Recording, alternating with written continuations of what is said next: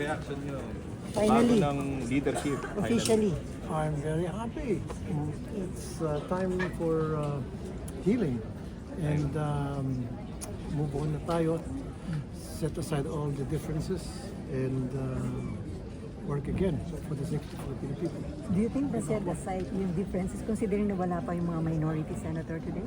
Well, I don't know why they're not here. I cannot speak for themselves. Pero siguro baka hindi pa nila matanggap.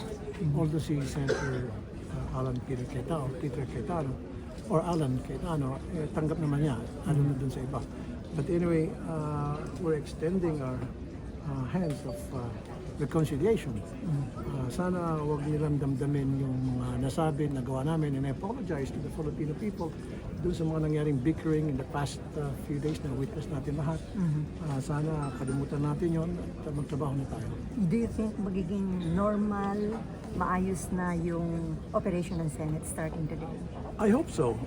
Siguro naman, most of the senators sa minority, I know for a fact that some of them are decent, level-minded senators.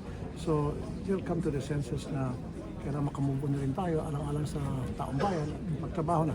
Ngayon yung mga ayaw magtrabaho, nasa kanila na yun.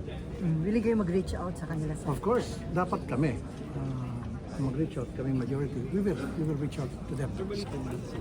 I'm sorry? Asan yung mga minority? That I don't know. Maybe they're trying to lick their wounds. I don't know. I mean, well, ginagawa naman talaga yan.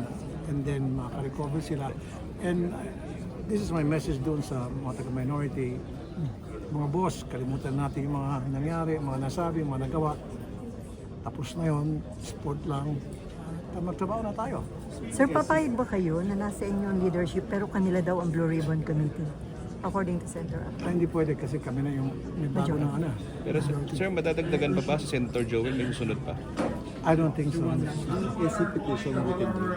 I'm sorry? SC petition mooted mo. Lagay ko. Wait, na, mapapagalitan na tayo. Thank you, sir. Thank you. Thank you, sir.